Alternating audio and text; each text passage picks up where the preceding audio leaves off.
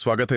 आज हम India post के बैक ऑफिस के एक काफी अहम प्रक्रिया पर बात कर रहे हैं। हाँ, मतलब जब पोस्ट ऑफिस में पिछले दिन का काम वो डे एंड अगर पूरा ना हो पाए। हाँ, तो अगले दिन काम कैसे शुरू होगा, खासकर उनके नए एपीटी पोर्टल में। हमारी जो स्रोत हैं इंटरनल डॉक्यूमेंट्स हैं, अगर पिछला डे एंड पेंडिंग है तो अगले दिन मतलब पहला कदम क्या होता है? तो अगले दिन जैसे ही एपीटी पोर्टल में लॉगिन करते हैं और ट्रेजरी मॉड्यूल में जाते हैं। आपको पता ही है, ट्रेजरी मॉड्यूल वो कैश वगैरह का हिसाब रखता है। हाँ हाँ।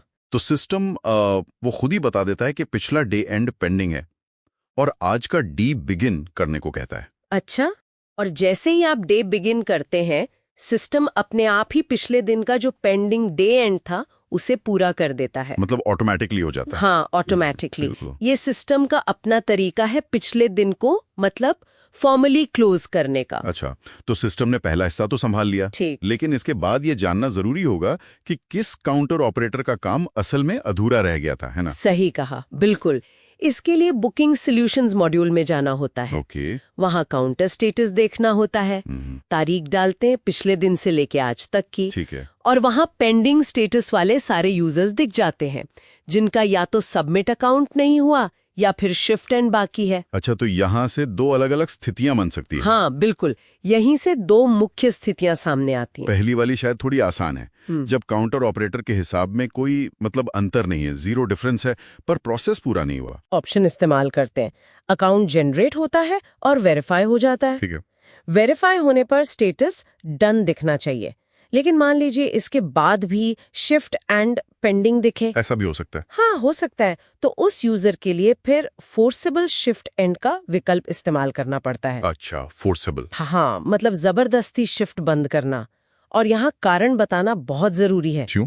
क्योंकि ये सामान्य प्रक्रिया नहीं है ना, तो ऑडिट ट्रेल के लिए रिकॉर्ड होना चाहिए कि शिफ्ट मैन्युअली क्यों बंद की गई। और ये सिर्फ काउंटर के लिए नहीं है, दस्तावेज बताते हैं कि डिलीवरी और ब्रांच ऑफिस मॉड्यूल में भी जरूरत पड़ने पर ये इस्तेमाल होता है। समझ गया। और अच्छा, दूसरी स्थिति, जब सबमिट अकाउंट में कोई फर्क है, मतलब अमाउंट मैच नहीं कर रहा, ये तो थोड़ा मुश्किल लगता है। हाँ, थोड़ा सा पेचीदा है। इसमें भी देखिए, अकाउंट जनरेट करने की प्रक्रिया तो वैसी ही है, लेकिन यहाँ एक पेच आ सकता है। अगर अकाउंट जनरेट करने के बाद वो वेरीफाई का बटन है ना, हाँ। वो एक्टिव ही नहीं है, तो इसका मतलब साफ है, या तो काउंटर से ट्रेजरी में कैश भेजा नहीं गया, अच्छा। या फिर ट्रेजरर ने उसे सिस्टम में एक्नॉलेज मतलब स्वीकार नहीं किया है। ओह, तो पहले वो करवाना होगा। बिल्कुल। पहले उस कैश ट्रांसफर को पूरा करवाना और ट्रेजरी से स्वीकृत करवाना जरूरी है। उसके बाद ही अकाउंट दोबारा जनरेट और वेरीफाई हो पाएगा। जब काउंटर से भेजा गया पैसा ट्रेजरी में, या मान लीजिए ट्रेजरी से भेजा गया पैसा काउंटर पर समय पर स्वीकार नहीं होता, मतलब एक्नॉलेज नहीं होता, तो जाहिर है खातों में गड़बड़ी पैदा हो जाती है। ये दस्तावेज खासतौर पर इन्हीं दो स्थितियों पर फोकस करता है। कैश ट्रांसफर तो हुआ, लेकिन सिस्टम में उसकी पुष्टि अटकी हुई है, खासकर जब ये अगले दिन तक खिंच जाए। और यहीं पर मुझे लगता है दस्तावेज एक दिलचस्प तरीका सुझाता है, वॉलेट एडजस्टमेंट पेमेंट। इससे काउंटर ऑपरेटर अपना खाता तो जमा कर पाता है, सबमिट अकाउंट जिसे कहते हैं, लेकिन इसका एक साइड इफेक्ट भी है। ट्रेजरी कैश बुक यानी टीसीबी, उसमें कैश का अंतर आ जाता है। जाहिर है, क्योंकि ये एंट्री असल कैश फ्लो को नहीं दर्शाती। बिल्कुल सही पकड़ा आपने। ये वॉलेट एडजस्टमेंट पेमेंट असल में आप कह सकते हैं एक तरह की प्लेस होल्डर एंट्री है। सोचिए, ये वॉलेट एडजस्टमेंट एक आईओयू जैसा है जो सिस्टम में तब तक रहता है जब तक असली कैश का हिसाब वो बराबर नहीं हो जाता। ये काउंटर वाले को अपना काम पूरा करने देता है, ब्लॉक नहीं होता वो। लेकिन जैसा आपने कहा, ये टीसीबी में एक अस्थायी अंतर पैदा करता है। अब इस अंतर को ठीक करना जरूरी है। दस्तावेज बताता है कि इसे ठीक करने के दो मुख्य रास्ते हैं, और ये इस पर निर्भर करता है कि वो अटका हुआ कैश ट्रांसफर चालू दिन के काम खत्म होने से पहले ट्रेजरी में स्वीकार होता है या बाद में। अच्छा, तो अगर कैश ट्रांसफर चालू दिन में ही ट्रेजरी में दिख जाता है और स्वीकार हो जाता है, तब क्या होता है? मान लीजिए डे एंड से पहले ही। हाँ, अगर ऐसा होता है तो वो कैश उस दिन के ट्रेजरी के हिसाब में शामिल हो जाता है। अब जो हमने पहले वो वॉलेट एडजस्टमेंट पेमेंट वाली प्लेस होल्डर एंट्री की थी ना, उसे बराबर करने के लिए एक वॉलेट एडजस्टमेंट रसीद एंट्री की जाती है। ये उस आईओयू को कैंसिल करने जैसा है, हिसाब बराबर। लेकिन अगर कैश ट्रांसफर चालू दिन के खत्म होने तक भी ट्रेजरी में स्वीकार नहीं होता, तब भी मिलान के लिए वॉलेट एडजस्टमेंट रसीद एंट्री तो करनी पड़ती है, पर उस कैश को अगले दिन की स्वीकृति के लिए आगे बढ़ाया जाता है। ओके, समझ गई। यानी दोनों ही सूरतों में चाहे कैश उसी दिन मिले या अगले दिन, ये एडजस्टमेंट एंट्री जरूरी है। लेकिन ये सब काफी मैन्युअल लगता है, मतलब हाथों से करना पड़ता है। इसमें निगरानी का, सुपरविजन का क्या रोल है? हाँ, यहीं पर पर्यवेक्षण यानी सुपरविजन बहुत महत्वपूर्ण हो जाता है। सुपरवाइजर, जिन्हें अक्सर एसपीएम कहते हैं, उनकी जिम्मेदारी है कि वे इन वॉलेट एडजस्टमेंट एंट्रीज की सटीकता की जांच करें। उन्हें ये पुष्टि करनी होती है कि भाई ये एडजस्टमेंट सही कारण से और सही रकम का किया गया है। सिर्फ इतना ही नहीं, इन सभी एडजस्टमेंट्स को एरर बुक में दर्ज करना होता है। अच्छा, एरर बुक में भी? जी हाँ, बिल्कुल। ये एरर बुक एक तरह से ऑडिट ट्रेल का काम करती है, ताकि बाद में पता रहे कि ये मैनुअल एडजस्टमेंट क्यों और कब किया गया था। पूरी पारदर्शिता रहे। इस वेरिफिकेशन और एंट्री के बाद ही ट्रेजरी में दिन का काम खत्म यानी डे एंड किया जा सकता है। ये प्रक्रिया सुनिश्चित करती है कि हर मैनुअल एडजस्टमेंट का रिकॉर्ड रहे और उसकी जांच हो, कोई हवा में एंट्री ना हो। और पूरी प्रक्रिया के अंत में जब सब कुछ मिलान हो जाता है, डे एंड हो जाता है, तब सिस्टम पिछले दिन की ट्रेजरी कैश बुक टीसीबी और daily transaction report DTR generate करने की अनुमति देता है। हिसाब बराबर करना। यहाँ ये टीसीबी ट्रेजरी कैश बुक और डीटीआर डेली ट्रांजैक्शन रिपोर्ट की बात है कि क्लोजिंग बैलेंस का असली कैश से मिलान अगले दिन होता है, सारी एंट्रीज होने के बाद। ये मतलब पिछले दिन का हिसाब अगले दिन क्यों?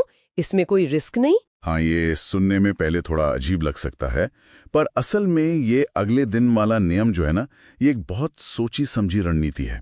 ये पक्का करता है कि पिछले दिन के सारे लेन देन का हिसाब नए दिन का काम शुरू होने से पहले अच्छे से हो जाए। अच्छा, सोचिए, एक तरह की फाइनेंशियल फायरवॉल है। मतलब एक दिन की कोई भी गड़बड़ी हो, वो अगले दिन में ना जा पाए। दस्तावेज साफ कहता है, नया दिन तभी शुरू करो जब पिछले दिन का हिसाब पूरी तरह मिल चुका हो।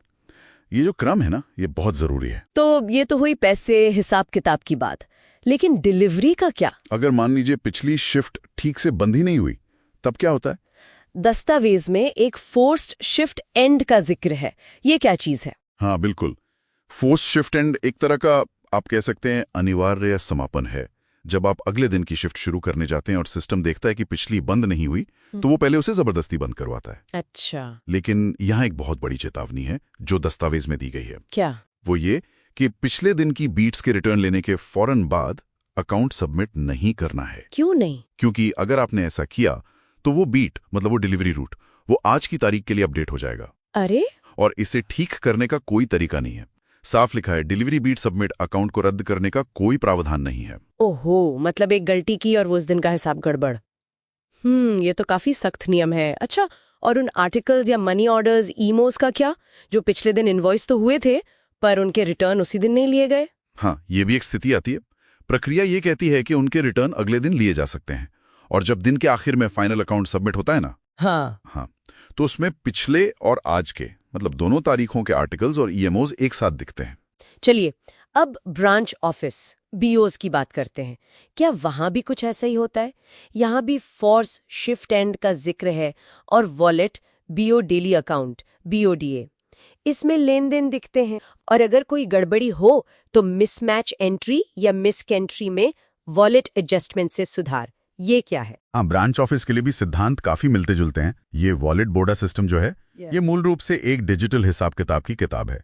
कैश का आना जाना ट्रैक होता है, और यहाँ भी लचीलापन है। जैसे अगर कुछ लेख पिछले दिन प्रोसेस या इनवॉइस नहीं हो पाए, हाँ, तो उन्हें अगले दिन टू बी इनवॉइस्ड का विकल्प चुनकर इनवॉइस किया जा सकता है। अच्छा, लेकिन उन आर्टिकल्स का क्या जो पिछले दिन ही पोस्टमैन या एबीपीएम्स को दे दिए गए थे, इनवॉइस हो चुके थे पर शायद डिलीवर नहीं हुए, ये हिसाब नहीं हुआ उनका? बहुत अच्छा सवाल है, और यही प्रक्रिया का एक और पहलू सामने आता है। वो है एक्नॉलेज्ड यानी स्वीकृत बनाम नॉट एक्नॉलेज्ड यानी अस्वीकृत। हाँ, ये मैंने पढ़ा। ये दिलचस्प है कि अगर पोस्टमैन ने उन्हें अपनी डिवाइस पर एक्नॉलेज कर लिया था जी, तो वो अगले दिन डिलीवरी के लिए दिखते हैं। हाँ, और अगर नहीं किया था तो अगले दिन एक्नॉलेज करके फिर डिलीवरी हो सकती है।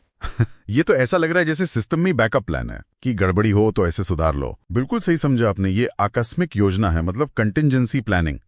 सिस्टम को ऐसे बनाया गया है कि अगर रोज की सामान्य प्रक्रिया पूरी ना भी हो पाए किसी भी वजह से, तो भी चीजें सिस्टम में गुम ना हो। ये एक तरह से हिसाब किताब की जो सख्ती है और डिलीवरी ऑपरेशन का जो लचीलापन है, उसके बीच संतुलन बनाने की कोशिश है। हर चीज ट्रैक पर रहे, वो सबसे जरूरी है।